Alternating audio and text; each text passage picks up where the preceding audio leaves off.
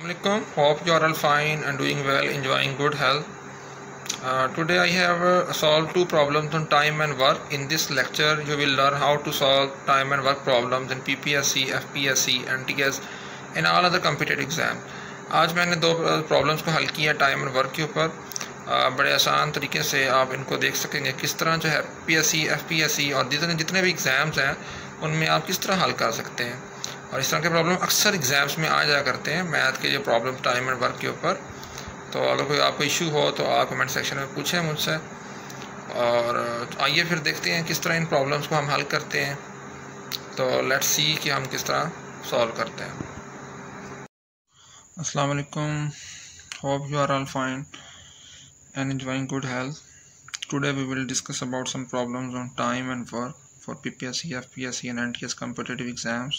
Lecture 43.2 part 1.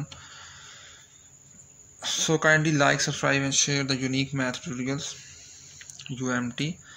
Now question 1 is, here we will discuss about some two problems.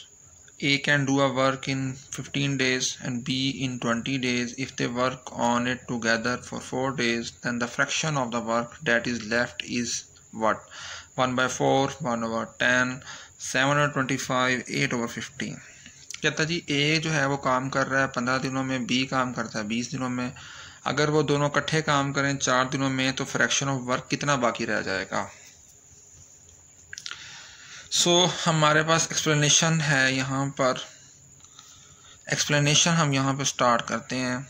इसके लिए एक formula है, वो आपने ज़हन में रखना है जब भी इस तरह के प्रॉब्लम्स आएंगे उनको सॉल्व करते हुए. फार्मूला ये कहता है कि if A can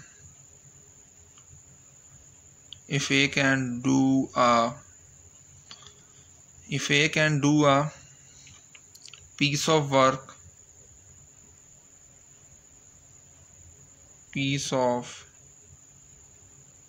work in n days, then is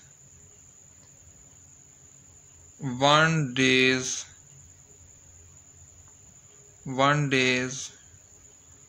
work is 1/n. कहता जी अगर A काम करे n डेज में तो A का 1 डेज वर्क क्या होगा, वो 1/n होगा. Very simple. देन हम आगे मूव करते हैं. अगर यहाँ पर A वर्क कर रहा है 15 डेज में तो इसका मतलब है A's 1 डेज वर्क क्या हो जाएगा. हम यहाँ पे लिख सकते हैं this implies that A's 1 days work is equals to 1/15 हो जाएगा. ठीक है, very simple. That means B's 1 days work क्या हो जाएगा,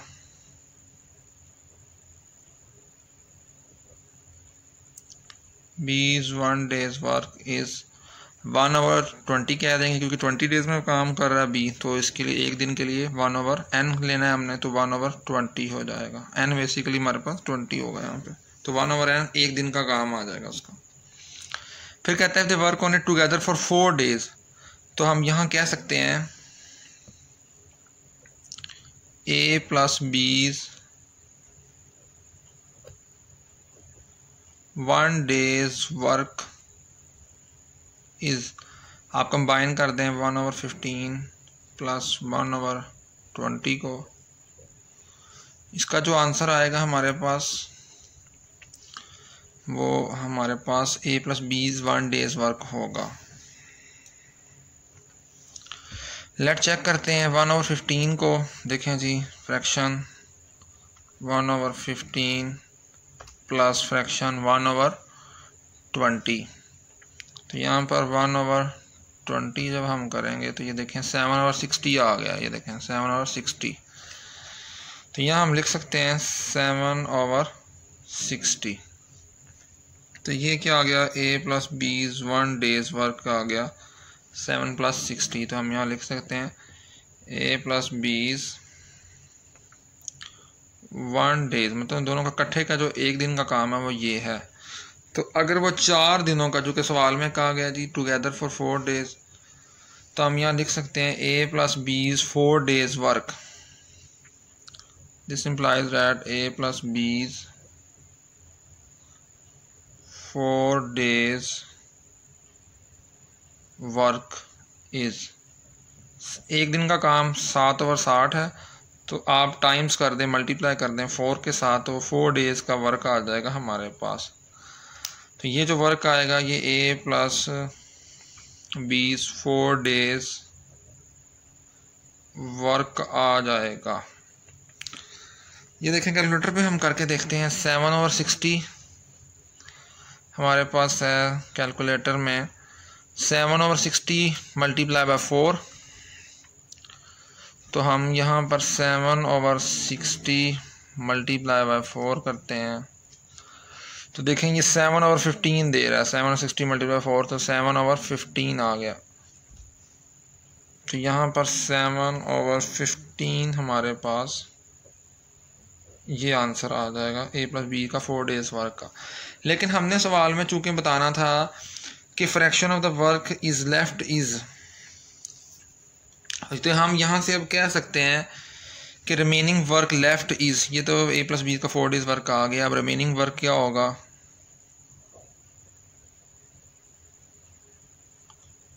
remaining work left is 1 minus 7 over 15 कर लें आप, तो आपके पास रिमेनिंग जो है वो वर्क लेफ्ट आ जाएगा। ये देखें 1 किया, माइनस आप करें 7 ओवर 15, 7 ओवर 15 करेंगे तो ये आ जाएगा 8 ओवर 15 हमारे पास। ये देखें, यू कैन सी 8 ओवर 15 आ जाएगा।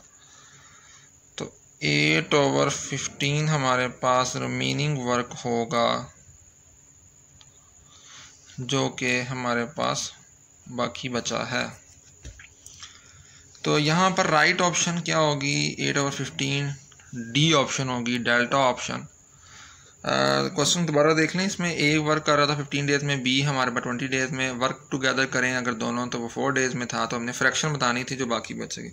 हमने यहाँ फार्मूला लगाया कि A can do a piece of work in n days, तो एक दिन का काम क्या होगा, फिर 1 ओवर n करना पड़ेगा। हम दोनों का ए और बी का हमने एक दिन का काम 1 ओवर n कर दिया, फिर ए प्लस बीस का 1 डेज़ वर्क निकाला, तो उसको मल्टीप्लाई कर दिया हमने 4 से, तो वो ए प्लस बीस का 4 डेज़ वर्क आ गया। देन अगर ये 4 डेज़ का वर्क आ गया, तो रिमेनिंग वर्क तो हम सिंपली क्या कर सकते हैं, 1 में से माइनस कर देंगे ए प्लस बी के टुगेदर वर्क को, तो वो हमारे पास रिमेनिंग वर्क आ जाएगा 8 ओवर 15। ये था जी क्वेश्चन 1। हम नेक्स्ट मूव करते हैं।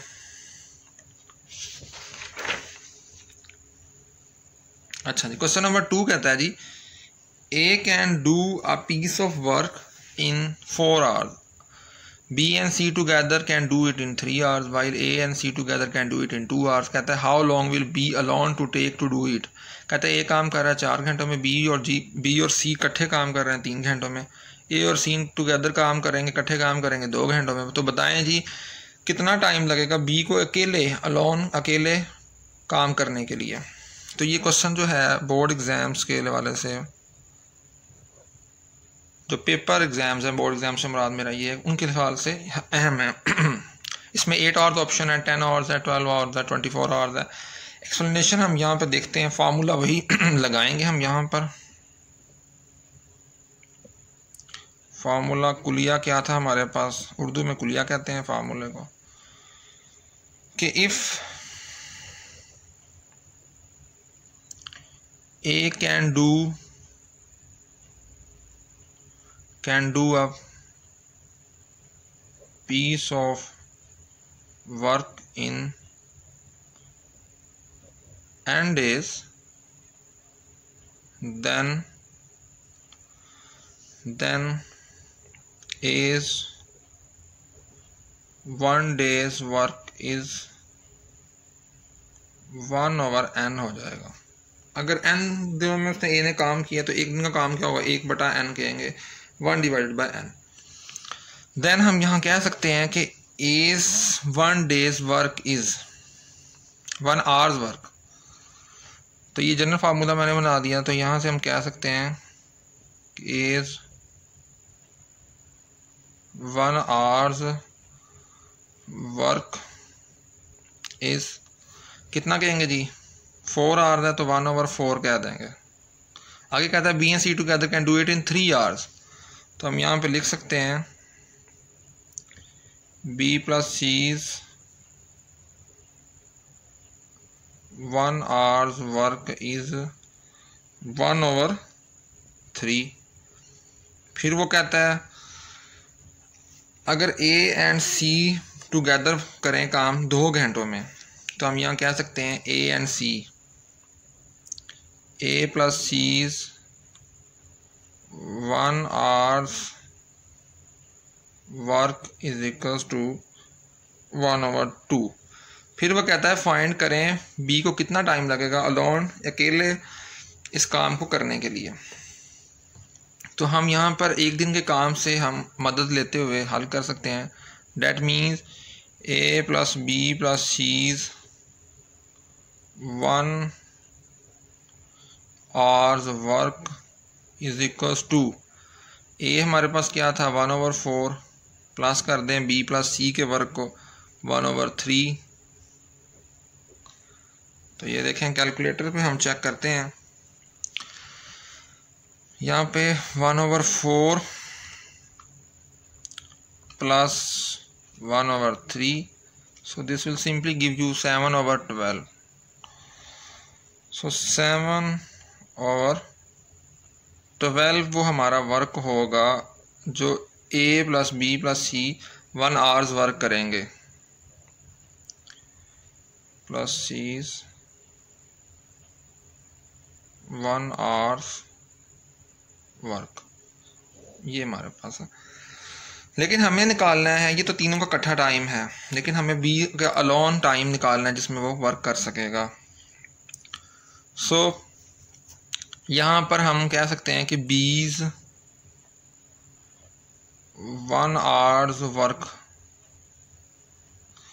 कैसे करेंगे, ये तीनों का टाइम है 7/12, इसमें से माइनस कर देते हैं हम ए प्लस सी के टाइम को, एक घंटे के टाइम को ए प्लस सी के 1 घंटे के टाइम को माइनस कर देते हैं, जो कि 1/2 है, 1/2 है।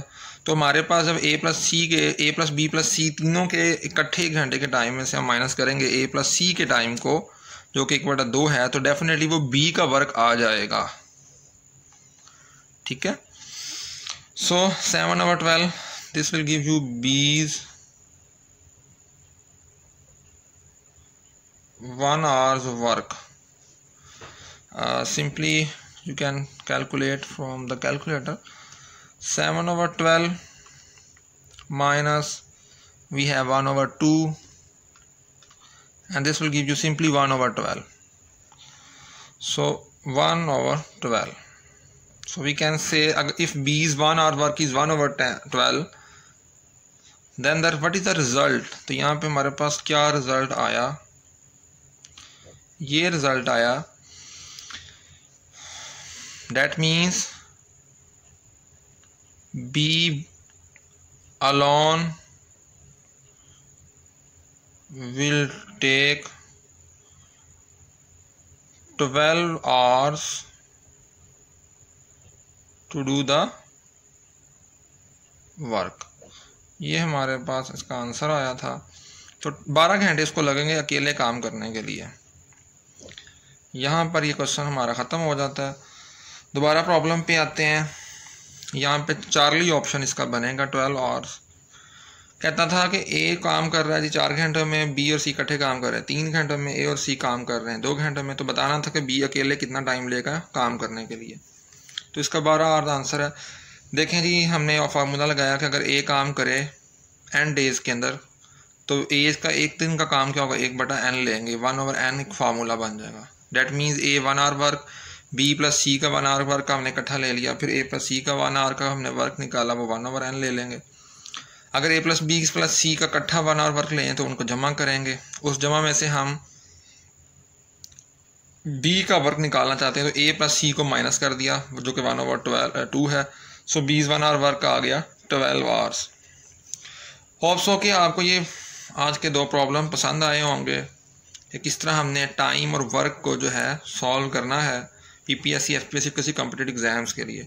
तो काइंडली चैनल को लाइक करें, शेयर करें, सब्सक्राइब करें, और कोई बात पूछनी हो तो कमेंट सेक्शन में लाजमन हमें अपना फीडबैक आप दे सकते हैं। सो आज के लिए शुक्रिया आपका, थैंक्स।